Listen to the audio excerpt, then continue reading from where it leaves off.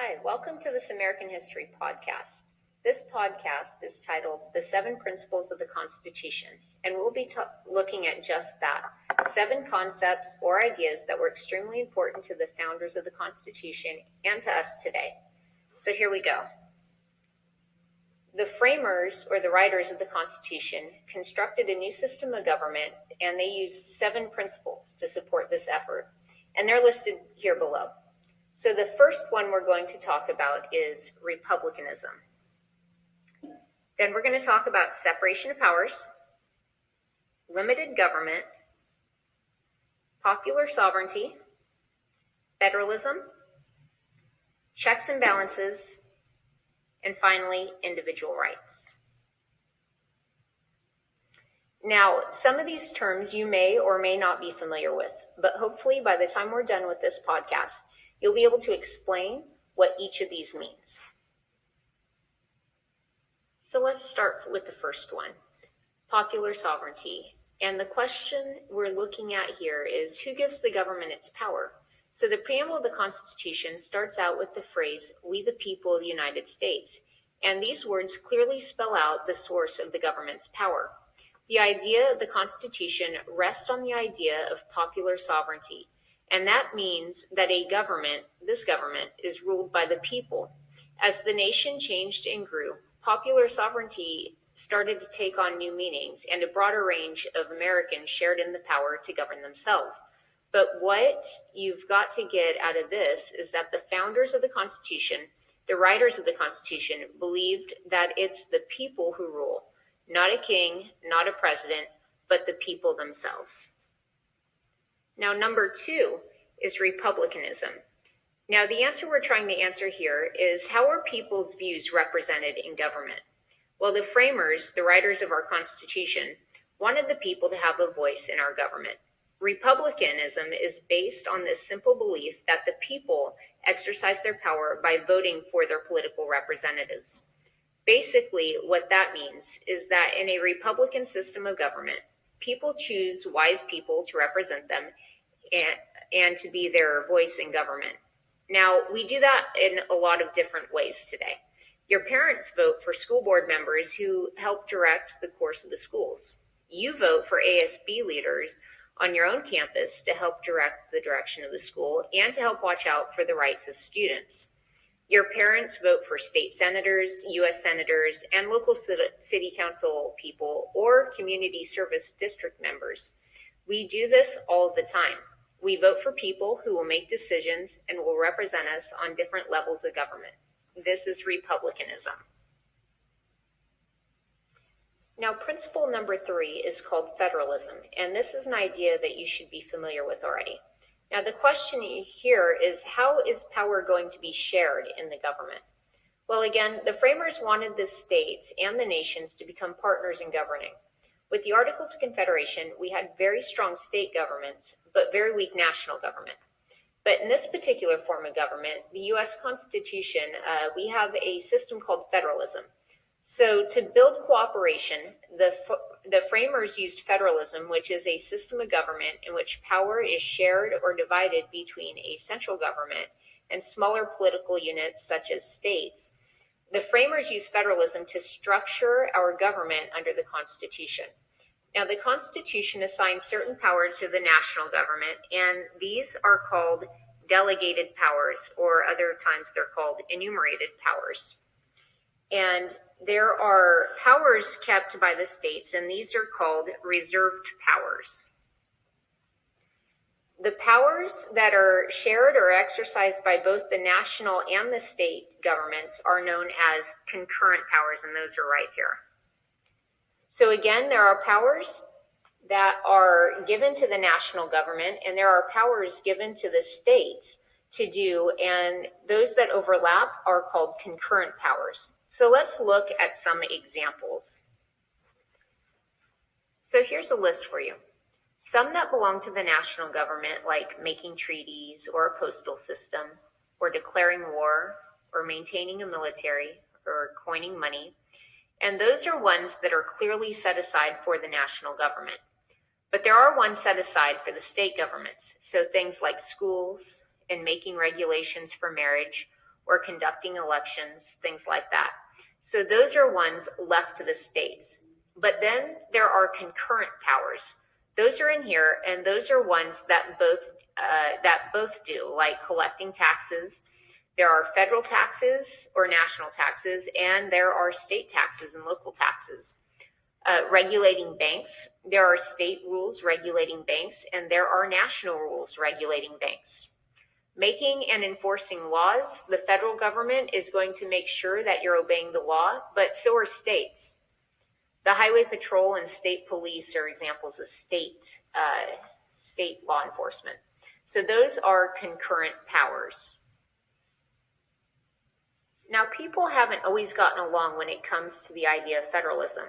In fact, this view of federalism led to states' rights conflicts, which we're going to see coming up pretty soon in U.S. history. But also, they were contributing factors in the Civil War, where states believed they were having their rights taken away from them. They didn't think it was fair, so we'll talk about that coming up. So it isn't always perfectly clear, this idea of federalism. So number 4 is separation of powers. The question we're looking at for here is, how is power divided? Well, the framers, as we've talked about, were concerned that too much power might fall into the hands of one person or a single group of people. So to make sure this didn't happen, they built the Constitution upon the idea of separation of powers. No division of basic government would have all of the power. You can see in this chart below, here's the U.S. Constitution. They divide power in 3 basic groups. There's the legislative branch, that is our Congress, the executive branch, that's the president, and the judicial branch, which involves our Supreme Court. So the legislative branch, the Congress, makes the laws. Article 2 says the executive branch, the president, enforces the laws, and the judicial branch interprets the laws. So we're not giving all those powers to one group. We're going to divide those powers between 3 different groups. That is separation of powers.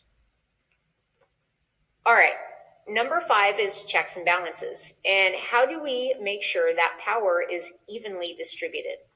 Well, Charles de Montesquieu, a French Enlightenment thinker, wrote that power should be a check to power.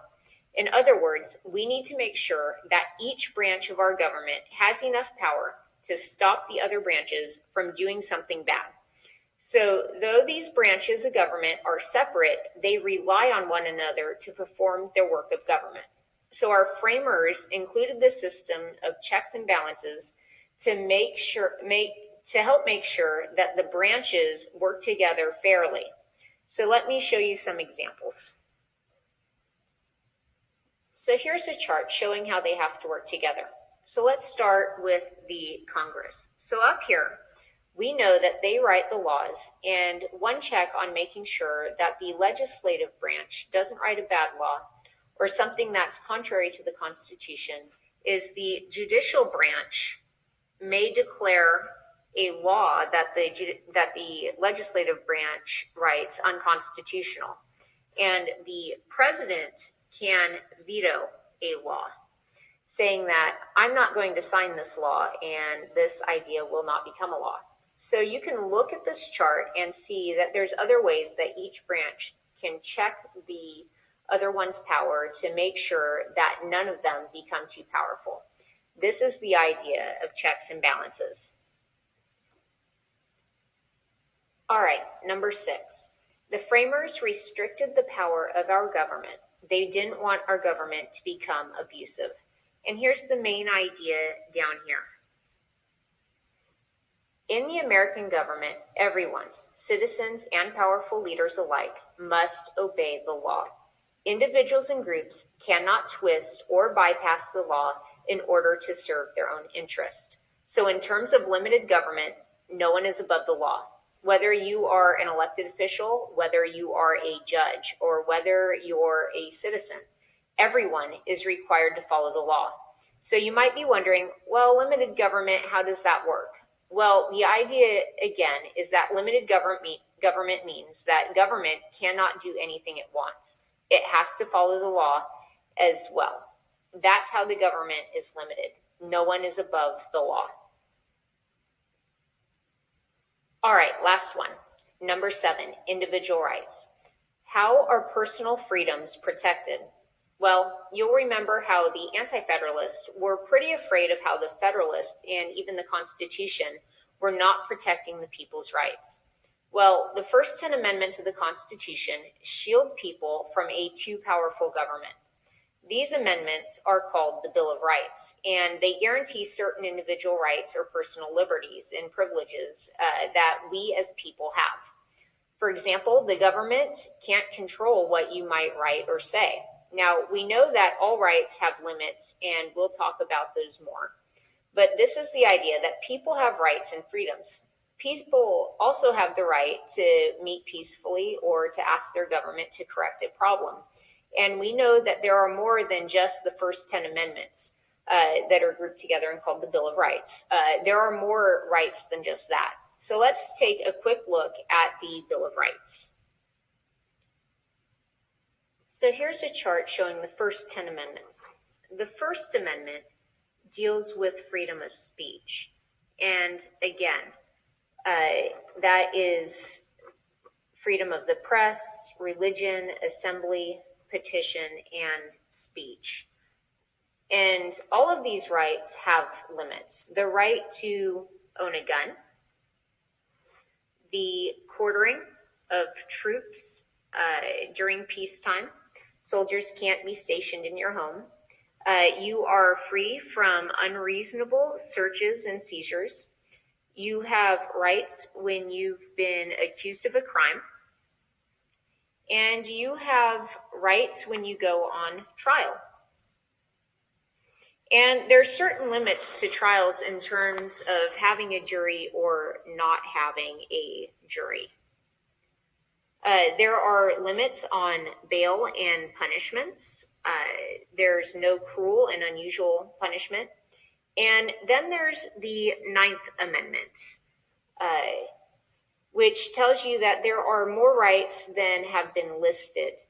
And the 10th Amendment explains that the powers that are not specifically given to the national government or are not taken away from the states are left with the states and the people.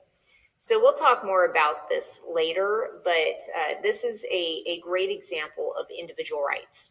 We see in the Bill of Rights a list of protections that citizens of the United States can expect. So there you have it, 7 principles of the Constitution. I hope this has helped clear up sort of the building blocks that our framers used to build this Constitution. If any parts weren't clear, just go back and watch it again. So have a great day. Thanks for watching.